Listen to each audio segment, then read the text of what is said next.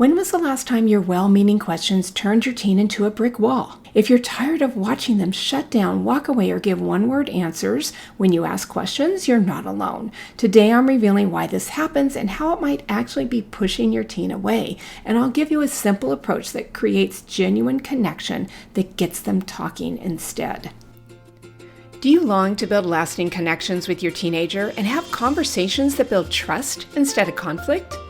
Welcome to Connect with Your Teens. I'm Terry, a mom, tutu, which is Hawaiian for grandma, and communication coach who went from feeling dismissed and shut out by my teens to becoming a valued and trusted person in their lives.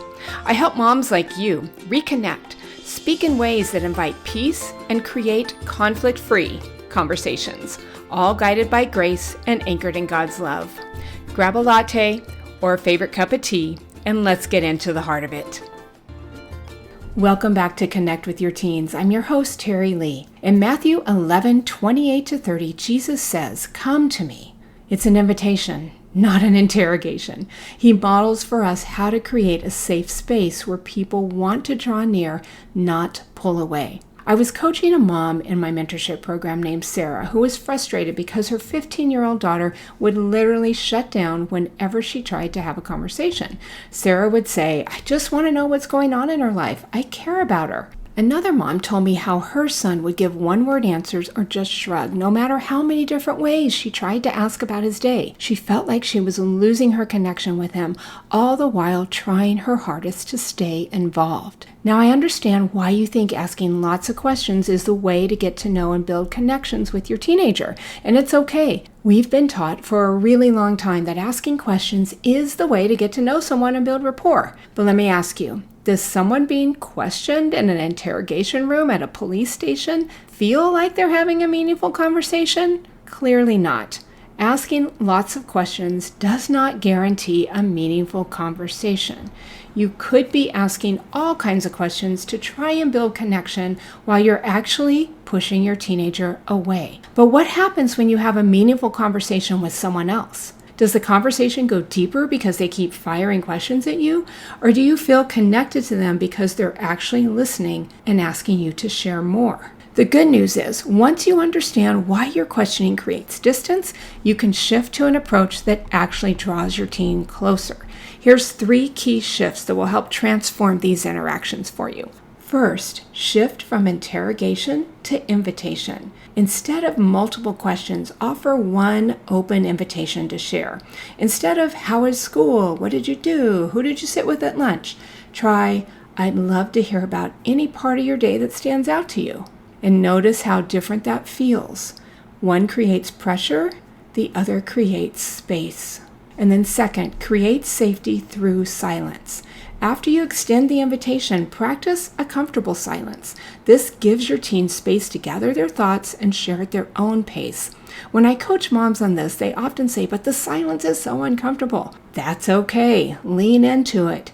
Your teen needs to know you can handle the pause, that you're not going to jump in and fill every quiet moment with more questions, advice, or direction. I like to say it this way: you can rise above the silence with silence. Third, respond to curiosity, not control. When they do share, resist the urge to jump in with advice or more questions.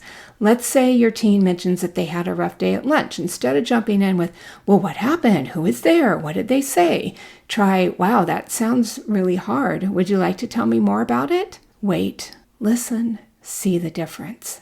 When Sarah came back to our coaching group the next week after we talked about this new approach, she shared how she tried it with her daughter when she came home from a week at summer camp. Instead of her usual rapid-fire questioning, she simply said, "I'd love to hear more about your time at camp, any part of it that you want to share." Her daughter looked surprised, then actually opened up about several things that happened. Sarah told me that she kept inviting her and resisted asking more questions. It was the longest conversation, she said, that they'd had about camp.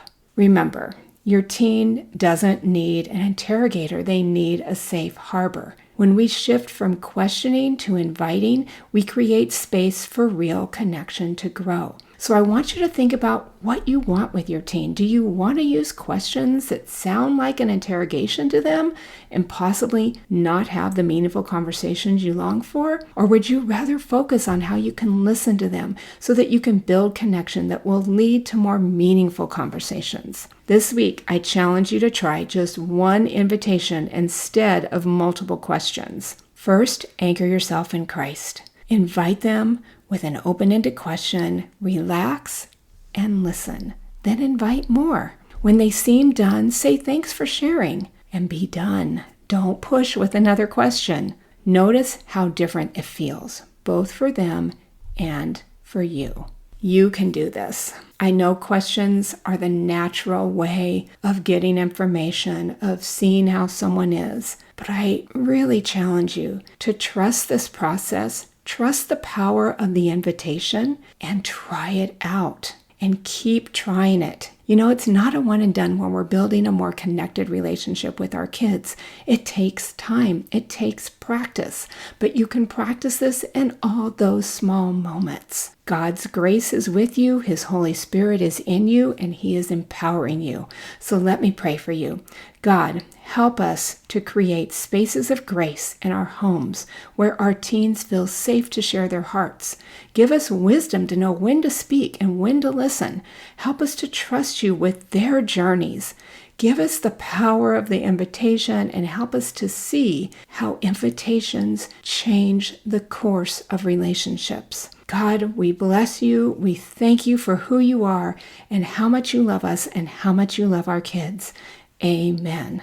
Moms, I would love to connect with you. If you join our Facebook group, we could connect there, or our weekly newsletter. You can reach out to me via email or on Instagram.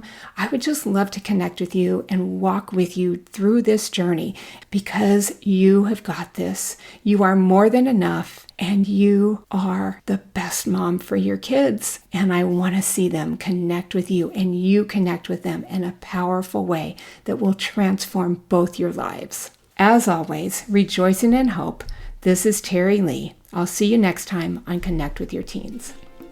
I hope this podcast inspired and encouraged you, and if so, would you share it with another mom who's praying for change in her relationships? And I'd be so blessed if you take 30 seconds to leave a 5-star review on Apple Podcasts. Your review helps more moms find hope and the encouragement they've been searching for. I'd love to connect with you. Come join my Facebook group at facebook.com/groups/connectwithyourteens. You don't have to figure this out alone. There's real support waiting for you inside. From one mom who used to walk on eggshells, I see you, and I'm cheering you on. Remember, God loves, adores, and delights in you, and you are the best mom for your kids.